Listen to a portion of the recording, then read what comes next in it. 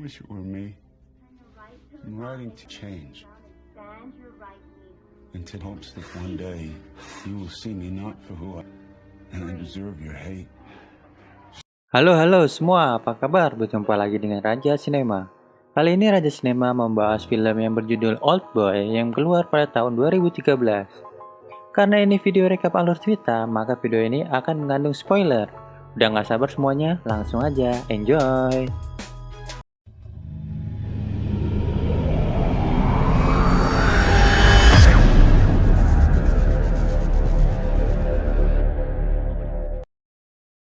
Film ini mengisahkan tentang seorang karyawan di perusahaan perikanan yang bernama Joe Cosette. Si Om Joe memiliki anak berusia 3 tahun bernama Mia Rose dan mantan istri bernama Donna. Sifat dari Om Joe ini cukup serampangan, dia sangat suka mabuk, kadang kencing sembarangan, dan hal buruk lainnya. Suatu malam, Om Joe meeting dengan kliennya untuk sebuah proyek iklan. Ketika proyek deal, dia malah menggoda pacar dari klien tersebut. Dia pun diajar oleh kliennya dan proyeknya terancam batal. Kemudian si Om Joe mabuk berat sampai dia muntah-muntah. Di tengah hujan, dia mendatangi bar milik temannya bernama Chucky. Karena sudah larut malam dan bar juga sudah tutup, Joe tidak diizinkan masuk oleh Chucky. Tidak lama setelah itu, si Om Joe didatangi oleh seorang wanita yang membawa payung kuning. Dan inilah awal hilangnya Om Joe dari dunia luar. Dan wanita berpayung kuning ini sebenarnya adalah orang suruhan untuk menculik si Joe. Stop it. Hey. That's good. Joe! Joe! Hey, go on! Give me one drink. What coffee? No, you promised. No, he promised. I don't want to tell the duck, Come on. okay? Come back No, tomorrow. no. Ah! God damn it. Not fun anymore. God damn it. What are you doing?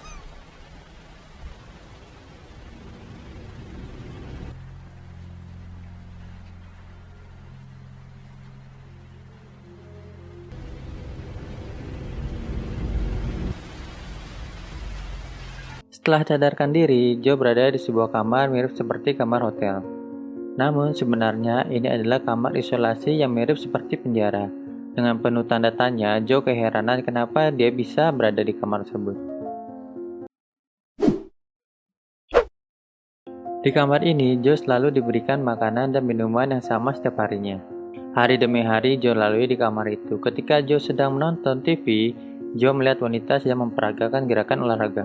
Karena saking sangenya, si Joe mengocok si Johnny untuk memuaskan dirinya. Tidak lama setelah itu, muncul asap dan membuat Joe pingsan. Ketika Joe pingsan, sampel DNA, sidik jari, dan sperma diambil dari dirinya. Semua sampel itu digunakan untuk memfitnah Joe atas tuduhan pemerkosaan dan pembunuhan mantan istrinya. Pada suatu hari, Joe melihat kematian istrinya di TV dan menyisakan anaknya. Dan kematian itu disebabkan oleh Joe sendiri. Benar-benar fitnah yang kejam.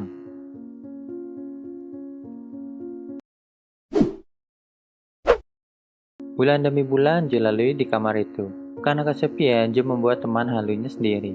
Dengan darahnya, Joe membuat bentuk wajah pada bantalnya. Dan seekor tikus putih pun menjadi teman Joe. Ketika si tikus itu melahirkan anaknya, pihak penyekap membunuh tikus tersebut beserta anak-anaknya dan disajikan di sebuah piring untuk Joe. Joe pun kaget dan menjadi sedih akan hal itu. Karena sangat frustasi, Joe sempat berniat untuk membunuh diri, namun gagal.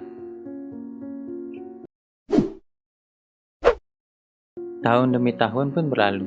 Joe melihat anaknya di TV diadopsi oleh orang lain.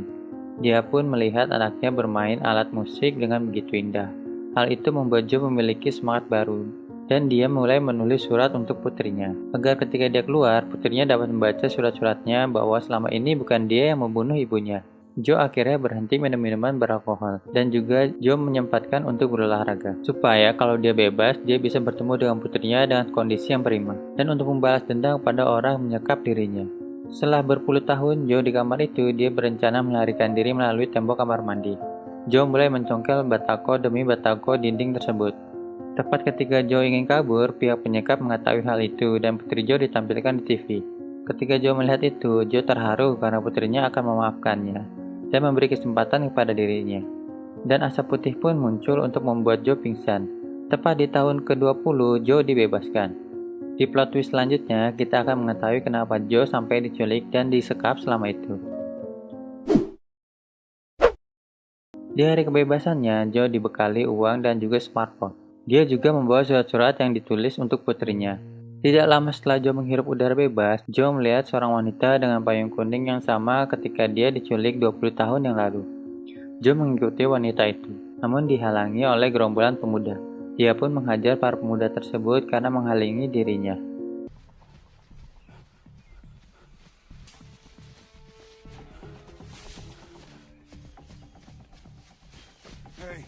Hey, slow down a second. Fuck off of me. Hey, leave the lady alone.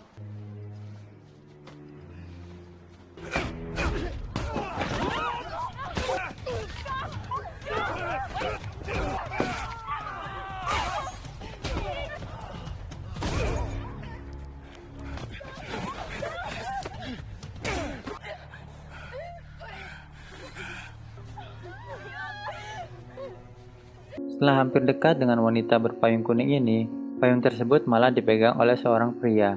Dengan tanda tanya, Joe hampir menghajar pria tersebut, namun dihentikan oleh seorang wanita. Dan Joe pun bertemu dengan wanita yang bernama Mary Sebastian. Siapa sebenarnya wanita itu? Sedikit bocoran, Mary sebenarnya adalah putri Joe yang sebenarnya yaitu Mia. Namun, Joe belum mengetahui bahwa Mary adalah anak kandungnya sendiri. Rupanya wanita yang membawa payung kuning itu sengaja menuntun Joe supaya bisa bertemu dengan Mary. Ini akan menjadi awal pertemuan mereka yang sangat mengejutkan. Karena melihat Joe yang begitu panik, Mary memberi kartu namanya kepada Joe. Ketika suatu saat Joe butuh bantuan, dia bisa menghubungi Mary. Mary bekerja di sebuah klinik keliling, jadi dia terbiasa dengan orang yang membutuhkan pertolongan medis. Mary ini orangnya baik, tulus, dan penuh kasih sayang. Nah, setelah dari situ, Joe menemui teman lamanya yaitu Chucky. Dan Chucky sangat terkejut melihat Joe, karena dia sudah menghilang selama 20 tahun ini. Dia pun menceritakan semuanya kepada Chucky, dan tidak lama Joe ditelepon oleh seorang misterius. Pria yang menelpon inilah yang bertanggung jawab atas penculikan dan penyekapan Joe selama ini. Dia pun meminta bantuan Chucky untuk mencari di internet daftar orang yang pernah disakitinya. Dari daftar itulah Joe berniat mencari siapa di balik dari penculikan dan penyekapannya selama ini. Mulai dari bosnya, kliennya, dan orang-orang yang pernah bermusuhan dengan Joe. Joe mencari orang tersebut sampai larut malam, sehingga paginya dia ditemukan oleh Chucky dalam keadaan pingsan. Chucky pun menelpon perawat yang ada di saku Joe, dan Joe akhirnya dirawat oleh Mary. Pada saat Joe pingsan, Mary tidak sengaja melihat dan membaca surat milik Joe. Joe yang telah sadar mengambil surat-surat tersebut dari tangan Mary. Mary pun akhirnya mencoba memberi bantuan kepada Joe. Mereka berdua mulai mencari orang yang ada di balik telepon misterius sebelumnya. Namun orang-orang yang mereka datangi bukanlah orang yang mereka cari. Joe mulai mencari sebuah restoran yang menyuplai makanan untuk dirinya. Karena mau makan makanan yang sama selama 20 tahun, Joe pasti ingat rasa makanan tersebut. Satu persatu restoran didatanginya. Hingga akhirnya dia menemukan restoran dengan rasa makanan yang sama dengan apa yang dia makan selama 20 tahun terakhir. Joe mengikuti orang yang mencurigakan membawa makanan yang banyak. Hingga akhirnya Joe sampai di sebuah gedung. Gedung inilah yang menjadi tempat penyekapan selama ini. Dengan bermodal sebuah martil, Joe menghajar orang yang ada di sana. Hingga Joe bertemu pemimpin gedung tersebut. Orang itu bernama Chane.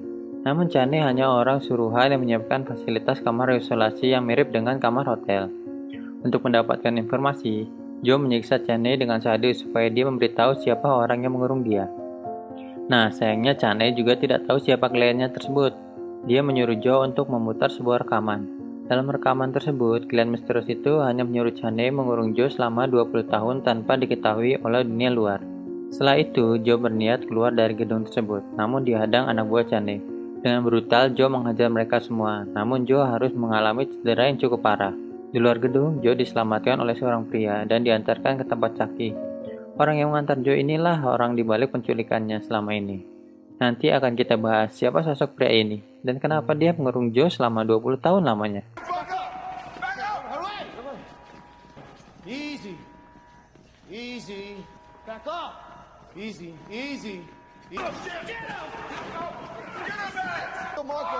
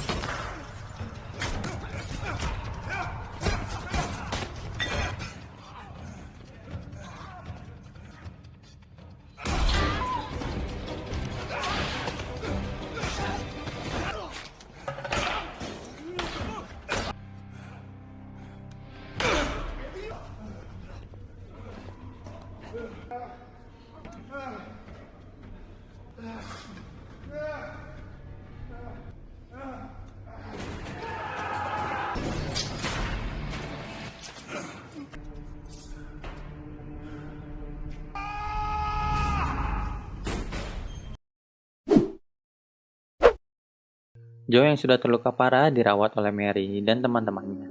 Setelah itu, Joe yang ada di bar Chucky akhirnya ditelepon pria misterius tadi. Dan rupanya pria misterius itu ada di bar milik Chucky. Sontak, Joe yang emosi ingin menghajar pria tersebut, namun dihalangi oleh anak buah pria itu. Pria misterius itu akhirnya memberitahu Joe bahwa dialah yang menyekap dan menculiknya selama 20 tahun. Dia juga lah yang memperkosa dan membunuh istri Joe. Semua sampel DNA, sidik jari, dan sperma itulah yang digunakan supaya seolah-olah Joe yang melakukan hal itu. Pria itu menjelaskan kepada Joe alasan penculikan tersebut. Dan pria ini ingin Joe menebak dua dari pertanyaan yang diberikan. Yang pertama, siapa pria misterius ini? Dan yang kedua, kenapa dia mengurung Joe selama 20 tahun? Dan jika Joe berhasil mencari jawaban tersebut selama 46 jam, dia akan memberikan Joe hadiah sebanyak 20 juta dolar dalam bentuk berlian. Dan pria ini akan bunuh diri di depan Joe dengan menembak sendiri kepalanya. Joe pun segera mencari jawaban tersebut dan dibantu oleh Mary.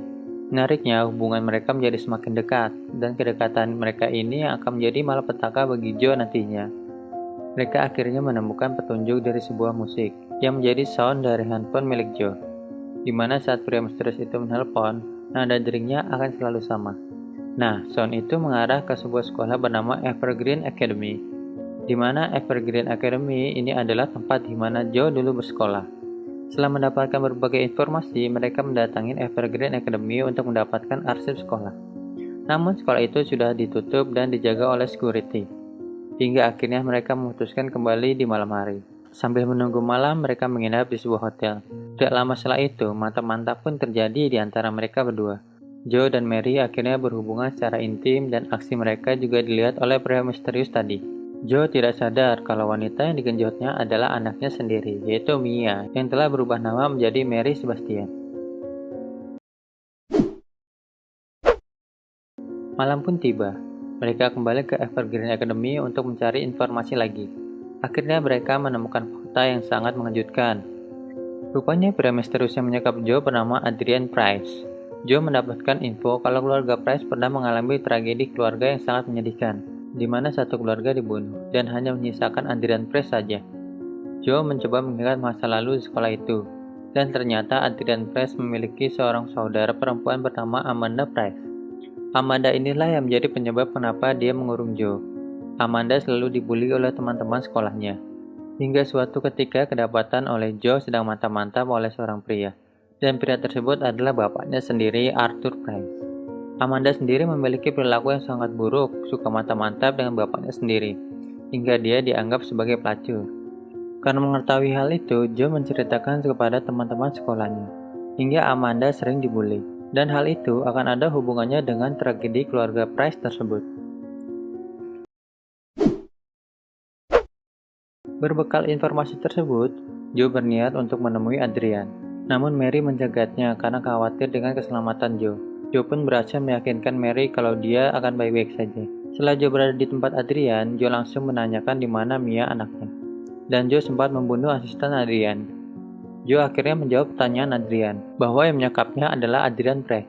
Dan alasan dia disekap selama 20 tahun, karena di masa lalu Joe menceritakan kepada teman-temannya apa yang pernah dilihatnya atas perbuatan Amanda dan bapaknya tadi. Nah, karena perbuatan Joe inilah tragedi keluarga Price terjadi.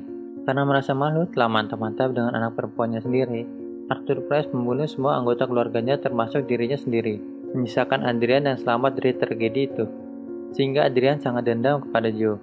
Dia menginginkan hal yang sama terhadap Joe. Ketika Adrian menjelaskan fakta yang sebenarnya kepada Joe, hal yang menunjukkan pun terjadi. Ternyata anak yang selama ini dia lihat di TV hanyalah rekayasa Adrian. Dan orang yang selama ini merawatnya, menemaninya dan mantap-mantap dengannya adalah anaknya sendiri, yaitu Mary Sebastian.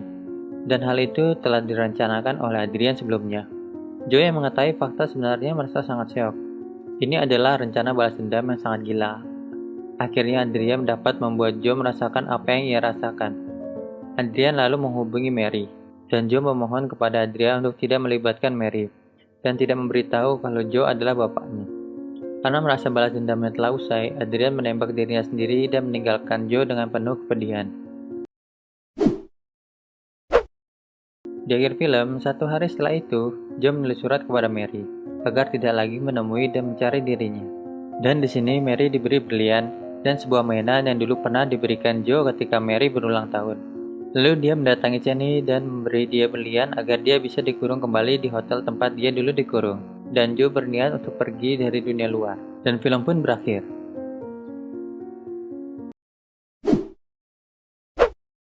Gimana filmnya? Seru kan? Buat kamu yang suka sama filmnya, tinggalkan juga pendapat kamu di kolom komentar ya. Terima kasih sudah menonton dan sampai jumpa di video selanjutnya.